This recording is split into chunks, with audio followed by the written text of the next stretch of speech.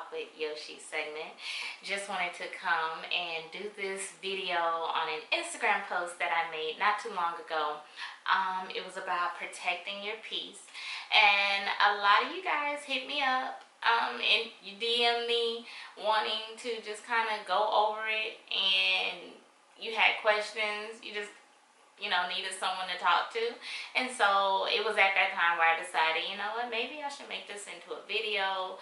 Let's dive a little deeper into this thing, because we've all encountered a toxic person at some point in our life. And a toxic person could be a family member, a romantic relationship that you're involved in, or even a friendship, or what we are thinking or thought was a friendship. And so a lot of you had questions, well, how do you know? What do you really do? What if this amount of time has been invested? How do you walk away from that?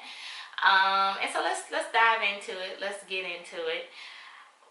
With a toxic person, you will notice that you're having to work really hard emotionally. This is the hardest you've ever worked, trying to keep your emotions in check. You're trying to make this person feel a certain way about you constantly. You're changing the way you walk, you're changing the way you talk, the way you dress, all to please this person, and nothing ever seems good enough. Therefore, you just really are thinking, well, what is it about me? And that toxic person will gladly let you continue to think that it's about you, because they won't really communicate their faults or their feelings about anything. And so they will challenge you. They will challenge what you always thought you knew about yourself, make you turn your nose into yeses, the things that you would never do.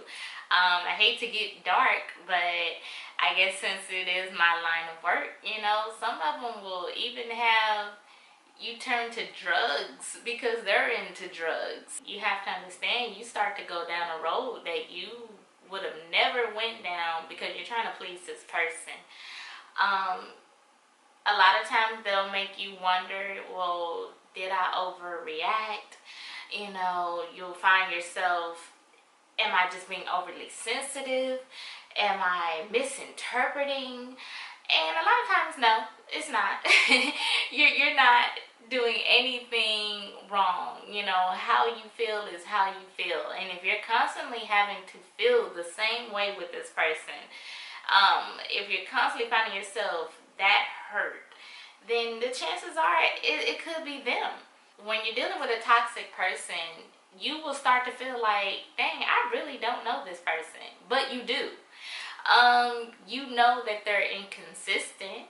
You don't know who you're going to get. If you're going to get, positive, upbeat person, or in their feelings down, negative person. They're just constantly changing with their feelings. One minute they love you, the next minute they hate you. And you're constantly having to walk on eggshells. That's a toxic person, because they're playing on your emotions and your peace that day. You walk into a situation blind every single time you encounter this person, and you shouldn't have to live like that with a relationship. Like I said, and that could be any type of relationship, friendship or family member. They're gonna constantly be showing you a different version of themselves, and that can be so exhausting. One good way to tell if you're dealing with a toxic person is to pay attention to how you feel after leaving a conversation. Always pay attention to your emotions. Did you leave that conversation feeling empowered or feeling torn down?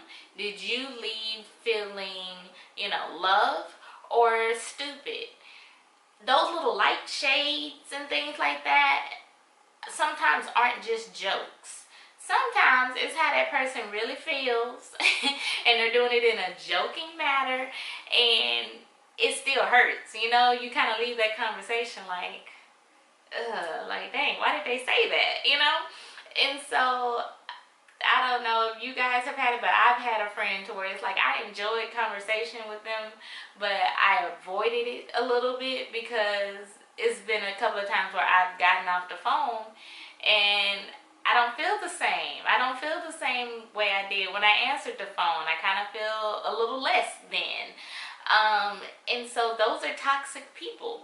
And you have to really be in tune with how you feel when you encounter certain people. And after you leave that, like after that interaction is over, really sit and marinate. How do you feel? Toxic people are good at playing victim.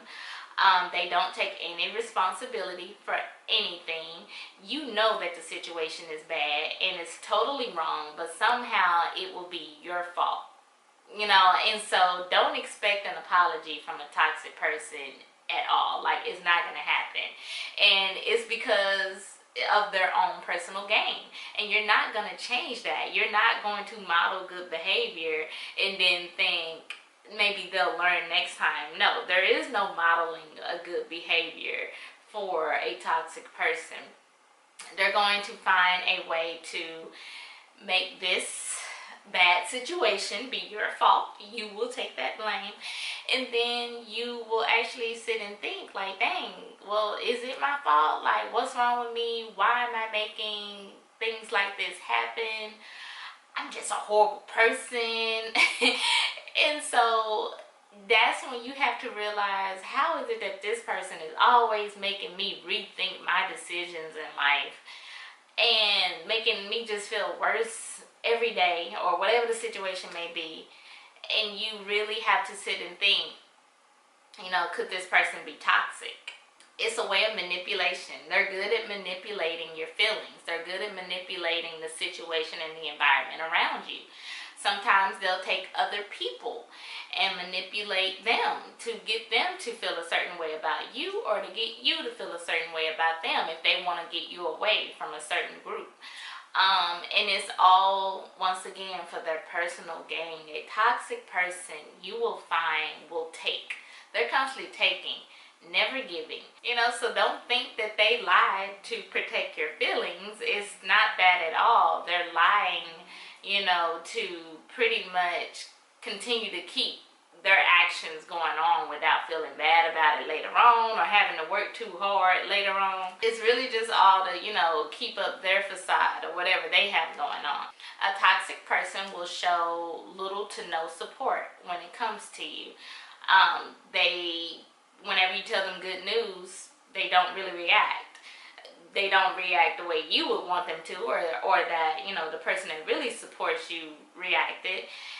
And the sick thing, a toxic person will really take that information, your accomplishment, and try to either one-up you or turn the conversation to be about them. And it just makes you feel lower than what you were. You know, you should be able to celebrate any accomplishment that you have. And what I mean by they'll try to one-up you, this is not a situation of, you know, you've motivated them to do something. Usually with a toxic person, they're going to go do something just to show that they can be bigger than you, or, you know, you're not all that as you may think you are. And so they'll turn it about them. They may try to go do something that they had no interest in doing until they saw you doing your thing. You know, you get a business, all of a sudden they got a business. You start a blog, all of a sudden they done started a blog. You know, and so, and it's like, well, when did you ever even wanted to do these things? And like I said, it's different from just motivating someone. It's good when you can inspire your friends, or, you know, be motivated by someone in their accomplishments. But you'll notice a negativeness when it comes to a toxic person doing it, because now all of a sudden it's about them. They're becoming very critical of what you're doing or others. And that's another thing too. Toxic people are very judgmental. So pay attention to all those little judgments and everything, how they treat other people. That's important too. So with all of that being said, it's like, so what do we do? What do we do when we have this toxic person in our life, we know that it is them. How do we move forward? The main thing, you have to slowly but surely cut off that interaction. Stop initiating. Stop answering the phone. Slowly but surely do it because I know that that's easier said than done. But just stop being so available. Don't be as available as you once were, because it then falls into that old saying of time heals all wounds, which is true to a certain extent. But you do want to just slowly but surely limit your interaction with this person. Another thing with detoxing ourselves from those relationships is understand that it's easy to sit back and criticize other people and point the finger at them for how they make you feel, but you can't change anyone but yourself. So it's up to you to decide how long you're going to let this toxic person take your joy, take your peace, and have an impact in your life. You may constantly run into these type of people and think, well, dang, what is it about me that's attracting these people? Who knows? But it gets to the point to where you have to start looking at you when you really need to think of. But it gets to the point to where you have to start thinking about, what is it about me that's allowing these toxic people to stay in my life?